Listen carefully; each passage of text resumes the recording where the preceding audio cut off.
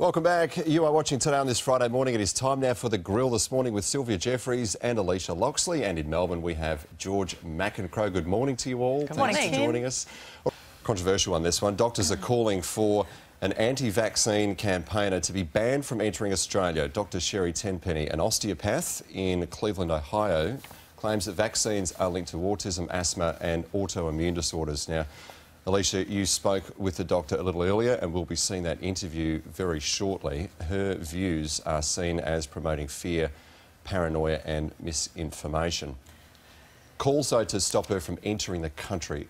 Is that a step too far? Yeah, I think it is a step too far. I think in a country like Australia, we've been talking a lot about free speech in light of the events in Paris, and I wouldn't be advocating that she not be allowed to come to our country. And if people want to go to her seminars to see her point of view, then go for it. I can understand 5 venues, though, cancelling her appearance, which they've already done so, because I can personally say if I owned a venue, I wouldn't want to be associated with somebody who is talking about this. Look, my view on this is that we have to defer to the medical experts, and if you don't believe in vaccination, then you are buying into the fact that this in some way is a big conspiracy, that it's all about money and that the pharmaceutical companies, along with all the doctors, all the scientists and all the experts are somehow all in on this together, and that it's a big con job to in some way harm our children, and I just don't buy into that.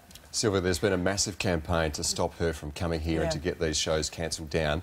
Unfortunately for those who are in the pro-vaccine movement, there are now thousands more people who know who Dr. Sherry Tenpenny is than they might have a month ago. Yeah, and that's the big concern. And as Alicia said, with free speech in mind, you can't block someone from having their opinion and coming into our country and sharing it with others. But you've just got to hope that anyone who goes along to this seminar also goes and does some research elsewhere and gets some ideas and thoughts from other experts who perhaps are more qualified to be sharing their opinions. All right, George, you're a parent to 4. Your thoughts? Yes, all fully immunised. My father was hugely behind the immunisation program. As a doctor, it's a herd science. We need to have people immunised. But, we also let people in. We either believe in science or we don't believe in science. If we let a crazy man like Lord Monckton come in and say that there's no such thing as climate change, we also have to allow, despite all the science to the contrary, we have to allow in other flat earthers, like people who don't believe in vaccination. I mean, idiots are allowed to believe what idiots want to believe and ignore science at their peril.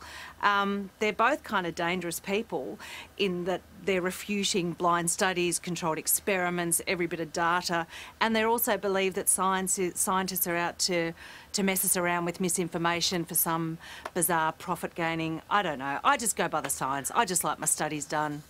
And we know that stories about adverse reactions spread like wildfire. So if there is, and there are some side effects and some very small risks associated with some vaccinations, but those stories are being blown, out of proportion in terms of the number of children who are vaccinated and don't have a reaction. So I think... Yeah, and it drives you mad when you've had your kids immunised. Like, my daughter had whooping cough and was incredibly sick because a certain number of I suppose the slightly fringy element decided that they didn't want their kid immunised. Well, thanks. Now my daughter's, being admitted to hospital in the middle of the night with whooping cough despite the fact that she's been vaccinated. That then led to pneumonia. It's infuriating, but idiots are allowed to talk, including me.